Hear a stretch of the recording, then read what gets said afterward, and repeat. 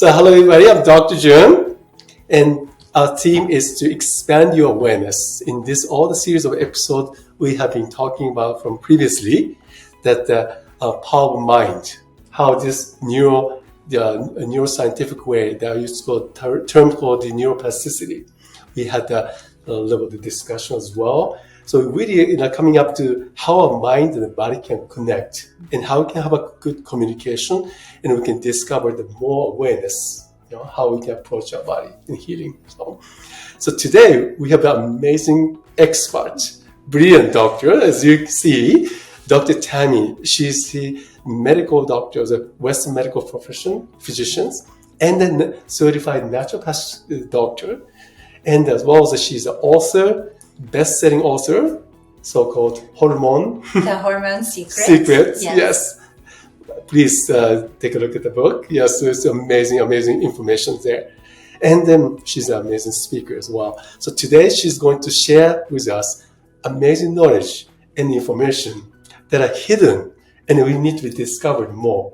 So let's dive into our subject. Dr. Exciting Tammy. stuff, right? Yes. So, so many times our patients and clients come to see you and to any physicians.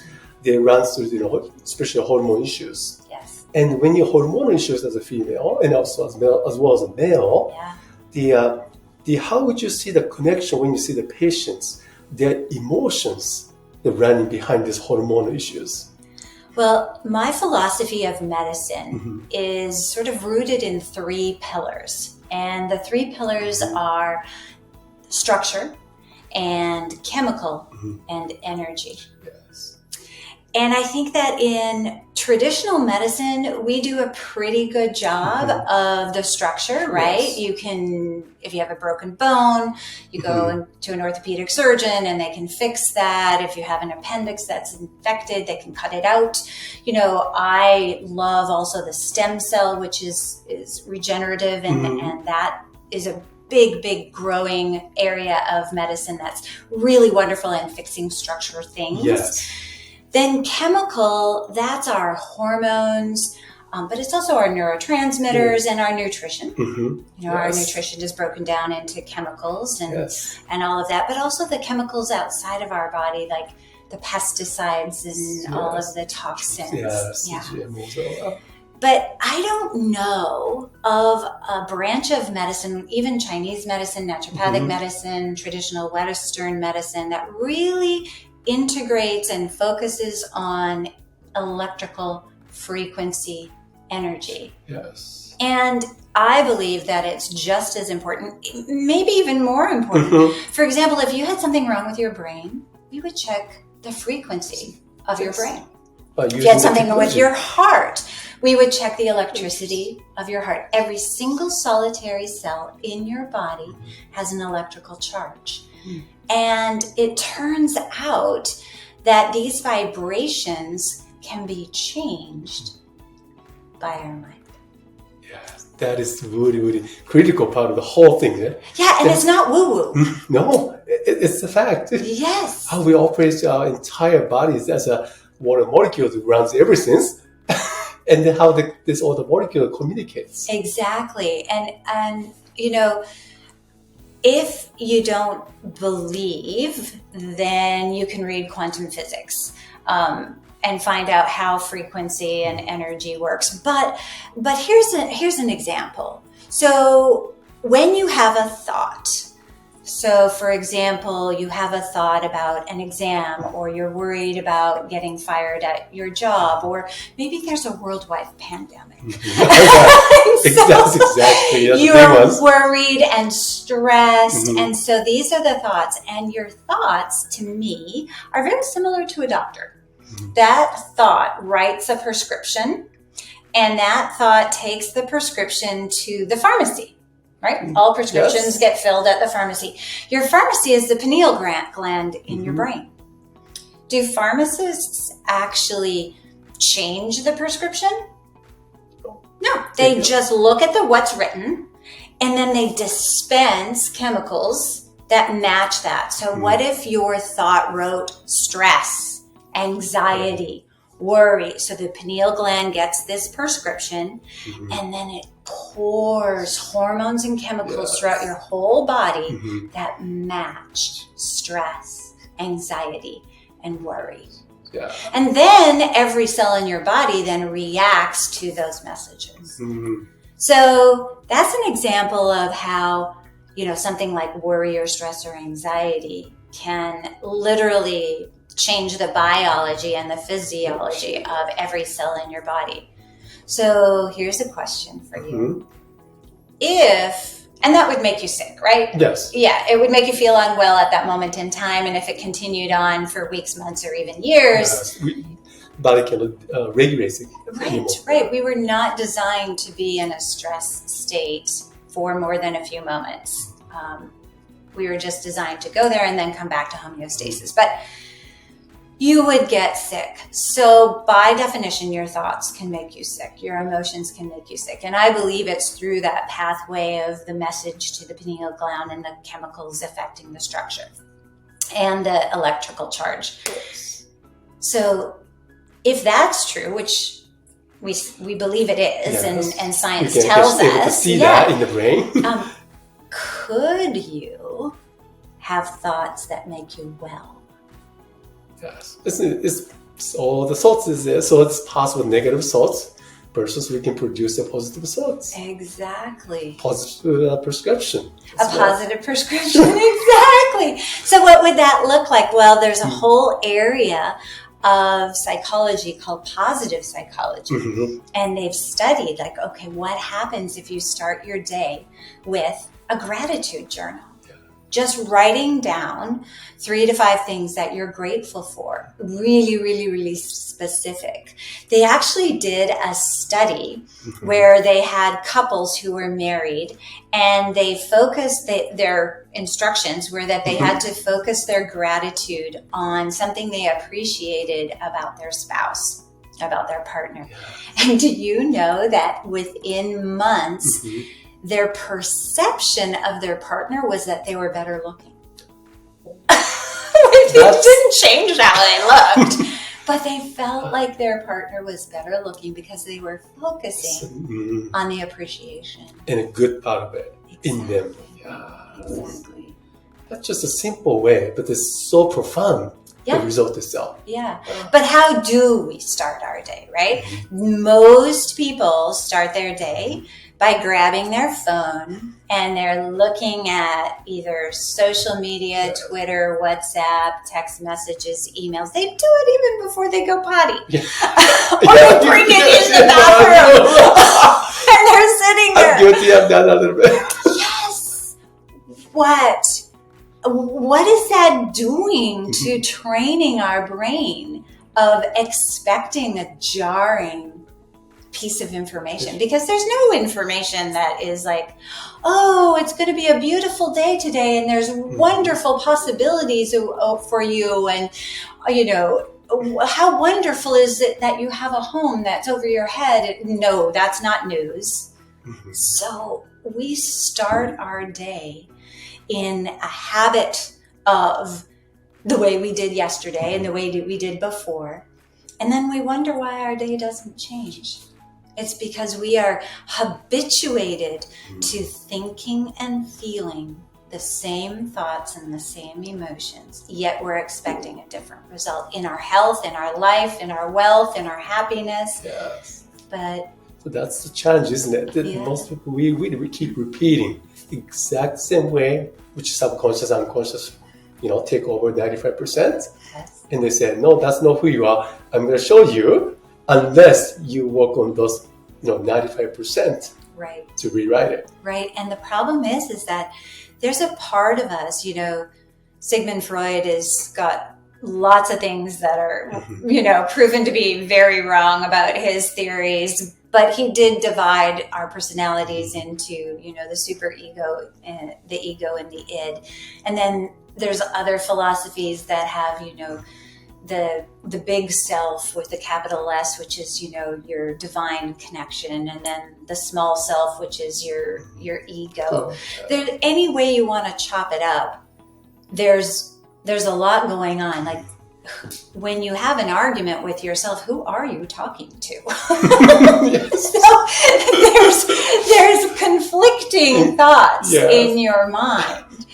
And there's a part of us that is absolutely committed to making sure absolutely nothing changes, because it feels like that's how you're going to survive. It doesn't know that the change is going to be more positive and is going to help you. It's just change. So it gives you fear, it gives you anxiety, it gives you doubt. It creates these obstacles so that you stay exactly the same. I see. This is the most important things that, how we can shift, how we can make it also healthier. Yeah. Just be aware, first of all, that's what's running. Right? Yes. Now what we're going to do about it. Yes. Well, one of my mentors and one of my favorite people on earth is Dr. Daniel Amen. And he always says you do not have to believe every thought your brain tells you. So, he says your brain lies. So, when you're feeling doubt, when you're or let's take it to a health perspective. When you're feeling sick, I'm not saying you're not sick, but is it possible for you to feel peace and gratitude and be sick? And by doing that, do you change what's possible tomorrow at the cellular level for healing? That's maybe. That's the throwing those words, right? Yes, into our belief. Yeah. Well, and remember the study of the words with the water molecules. Yes, Dr. Emoto's, that's the amazing, brilliant study and research. And plants, they've done the same thing with plants, just, saying very negative, degrading words to some plants, and then the other plants, positive, love-filled words, and the growth is completely different. So what's the difference between the human body, right? The way we say, even without the voice, when we think about ourselves. Yes. The same messages. Yes. They say that, language is the place where things get formed. And I think people forget that language, it doesn't actually have to be a spoken word. I mean, if you're having that thought, you're actually having the thought in a language. Already. It's being described to you in your mind. So we can use that as a tool for healing. And we can describe different things. Maybe. Yes. Well, it's potential there. Yes. Because it has been demonstrated. It's free. That's the number one. It's free. Yes. And I think that our ability to do that and our ability to focus on that and the ability to maintain that presence in that is almost impossible. That's, I think, why meditation exists. I mean, my opinion is that meditation is the gym for your mind. It's just training your mind to be able to stay in the present moment. And everybody who feels like there's somebody out there who's telling people that when you meditate, you should have no thoughts. That's like telling your heart that it shouldn't beat. It's never going to happen. But you don't have to attach yourself to your thoughts. You can go, there we go, grocery list, back to the present moment. There I go, worrying about the grocery list, back to the present moment.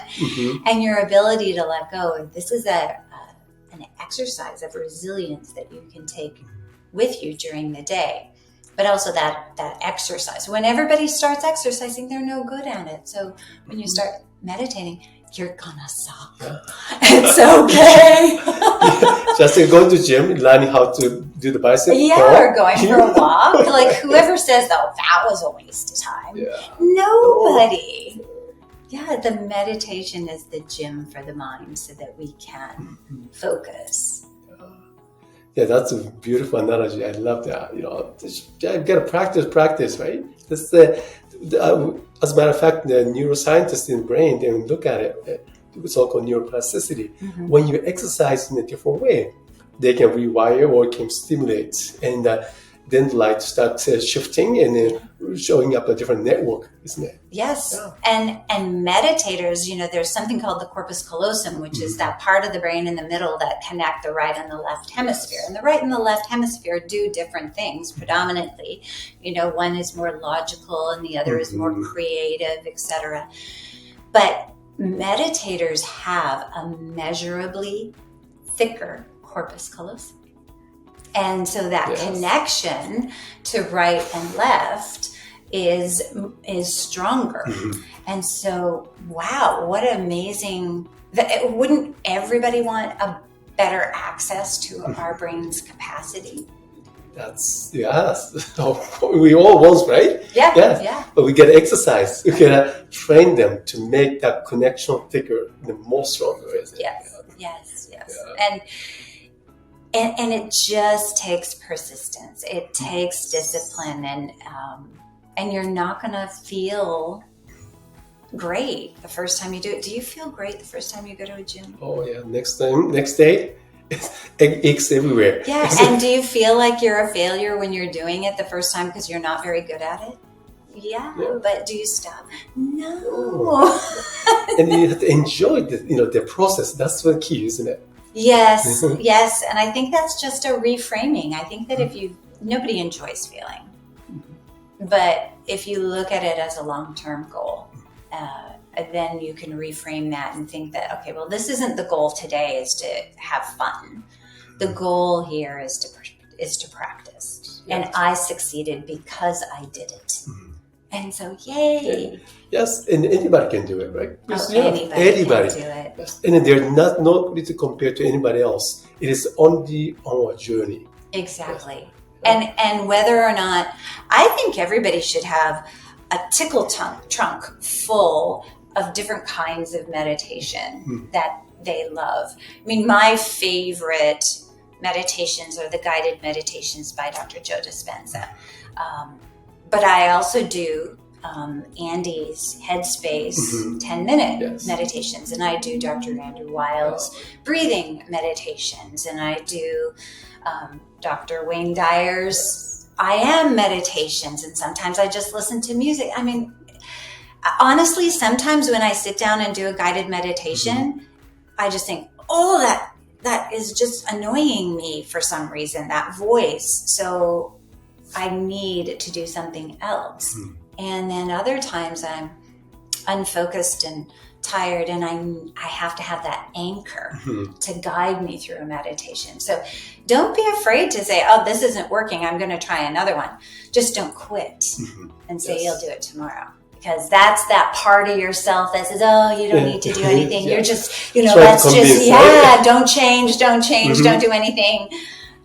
Do it tomorrow. That's a good one. That part of yourself says. Ego mind says, it's okay today, just to skipping today, right? Yeah. That becomes today and tomorrow and the weeks and months. Right? Yes. Well, and the other thing about meditation is the stress affects our cells with inflammation, and everybody has stress. I mean, our world is 24/7, whether you work, whether you're staying at home, it doesn't matter. We have a stress-filled life more than at any other time in history.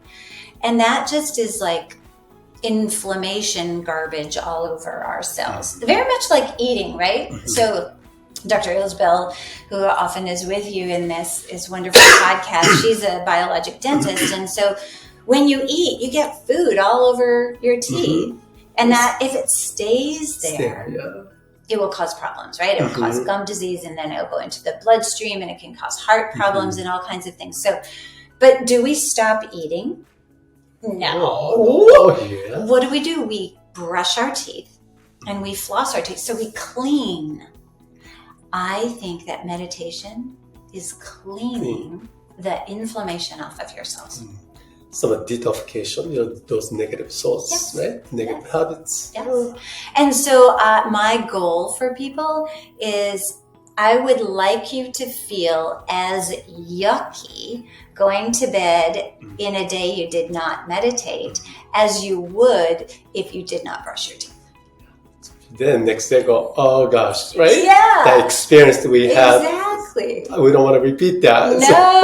No, exactly. And there is even meditations, I use brain tap, which is a wonderful way to, using the binaural brain beats and lots of science, holosync, another one. So you don't have to work hard at it. There are devices that can help you. This is what the merit between ancient wisdom and modern science. In this, the technology advancement allow us to make that transition easier, and there's so much help you can get. Yeah. And I feel like it's like a bread maker. You can knead the bread, and you can do all of that work, or you can get a bread machine. Why not using that? Yes, and the binaural bread beats are like the bread machine. It does it for you. Yeah, I love to use those, the tools. Yes, right? I have so many gadgets on that. And maybe not all of the time, but I think that there's no downside to it. Just wherever fits your life. Isn't it, anything, neurologically speaking or biochemical, anything, our body likes to grow, expand. In order to do that, you got to give it a different stimulation. Right? If you do one stimulation, if you do just one side of the bicep curls, the muscles stop growing. Yes. We know that. Or the bodybuilder knows that. Yes. What you do, different angle of a barbell through different little movement of the muscle, they change things around. Right? Yeah, that is so true. And boredom. Your mind can get bored if you do the same thing over and over and over, and that's telling you something. It's telling you to go find something new and to do something different. And you should listen. Yes, listening your body. Yeah. Well, and that's what you started off with, right? The mind-body connection. I think that the mind-body connection, you can't break it. It's always there. But are you listening? So, in my opinion, your body speaks to you constantly. And at the very beginning, it has little tiny cellular changes and messages. And then if you don't listen or pay attention to that, then it goes to all of the cells start affecting the organ. And then it'll start affecting the organ's function. Yes. And then we can start seeing it in a blood test level. But you still might be ignoring it because you don't have a symptom. Then we start having some mild symptoms. And if you still don't pay attention, your body is going to give you louder and louder and louder messages. And if you don't pay attention, it's going to try and bring the house down. And that's cancer, heart attack, stroke, all of those things. So I think that our body is always connected to our mind. It's just that we aren't aware and we're not listening. And meditation is a great time to listen. Yes. Because when you quiet your mind, now you start becoming aware of really happening. So your emotion through actually physically how you feel about part of the body, right? So the message or feedback will come through it when you quiet your mind. Yes. But you also have to remember that part of your brain is going to try and distract you. So you're going to get itchy. You're going to get uncomfortable. You're going to get.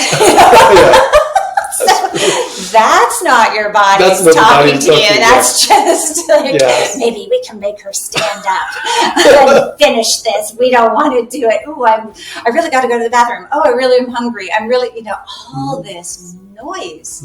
Oh my goodness. How many thoughts we have a day? 50, 70,000 thoughts? Yeah, but most of them are the same ones over and over and over. Yes. That's why most people are repeating next day after next day. Same outcome, exactly. Which means that it's the pattern making the disease that gets louder, like you said. Right. Because you're just on the same road, going down the same path. So you're just further down and further down and further down. So what if you took the 3 pillars of health and you tried to optimize them all at the same time? What if you you optimized the structure, whether you went and got a stem cell treatment or whether you needed to get surgery or something to fix the structure. And what if you optimized your nutrition and your hormones and your neurotransmitters and cleaned up any toxicity? And what if you were aware of your thoughts and those that lead to the functioning of each and every cell? What would we be capable of with regard to health and healing? That's the ultimate optimization, right? Coming from those all three angles. I think I like that integration of those three aspects. Yes. But it's hard, right? Everybody has so much. If you go and listen to every podcast or every summit, you can get very, very confused. Yes. So many informations out there. But I think I like what you say, is that just to simplify, always be like number 3. 3 is really, really, that's stuck in the human mind. Yes, right? yes. And really simply structure, chemical, hormones, and mind. Yes.